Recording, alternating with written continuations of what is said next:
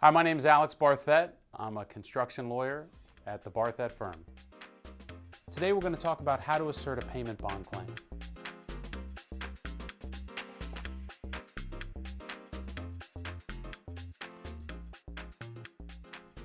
Let's get started. A payment bond secures your right to be paid on a construction project.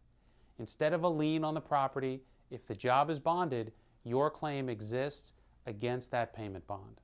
How do you know if a job is bonded? Two ways. First, a copy of the bond should be posted at the job site. Second, a copy of the bond is likely recorded with the Notice of Commencement. So if you have access to the public records of the county where you're doing work, you can pull up the Notice of Commencement and see if the job is bonded. Let's talk about the very specific steps you need to comply with in order to have a valid and enforceable bond claim. First, within 45 days of your first work on the job, you need to send what's called a preliminary notice. A preliminary notice is a document very similar to a notice to owner. This document is sent by you to the bonded contractor and his or her surety, advising them that you intend to look to that bond in order to get paid. Only those who do not have a direct contract with the bonded contractor need to send this preliminary notice. That means if you are a subcontractor to a bonded general contractor, you don't need to send this preliminary notice. However, I strongly encourage that you do it.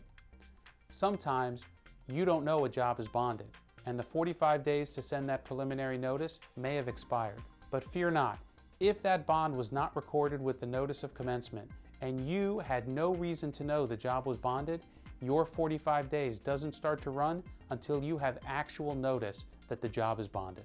Next, within 90 days of your last work on the job, you need to send what's called a Notice of Nonpayment. A Notice of Nonpayment, similar to a lien, is a document that's sent to the bonded contractor and his or her surety, advising them that you're owed money on a job and you intend to look to that bond to be paid. Finally, in order to assert your claim against the payment bond, you need to file suit against that payment bond surety within 1 year of your last work on the job.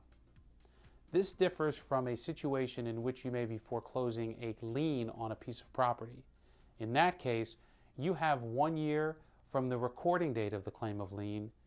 In the situation with respect to a bond, you have only 1 year from the last date of work. That could be a spread of as much as 90 days. Don't mix up the two rules because you could suffer. It's important not to squander your claim against a surety bond. That bond is there to make sure that you can get paid for the work that you do on a job. Thanks for watching. Check out our other videos at thelienzone.com.